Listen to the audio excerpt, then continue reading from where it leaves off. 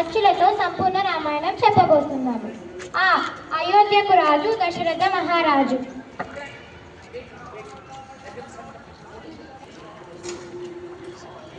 ఆ అయోధ్యకు రాజు దశరథ మహారాజు. ఆయనకు ముగ్గురు భార్యలు, కౌసల్య, సుమిత్ర, కైకేయి. ఇలలో వెలిసిన శ్రీరామచంద్రుడు. ఈయనకు ముగ్గురు తమ్ముళ్ళు, లక్ష్మణుడు, భరతుడు, శత్రుఘ్నుడు. ఉత్తమ ఇల్లాలు సీతాదేవి. ఊర్మిళ లక్ష్మణుని భార్య మరియు సీతాదేవి చెల్లెలు.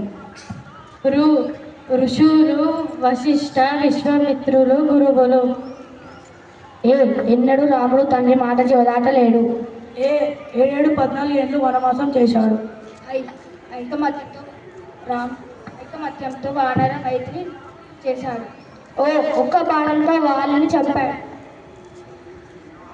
ఓపికతో శ్రీరాముడు శబరి ఎంగిలి పండ్లు తిన్నాడు.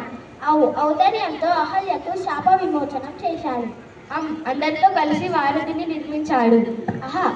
అంటూ రావణుణ్ణి సంహరించాడు.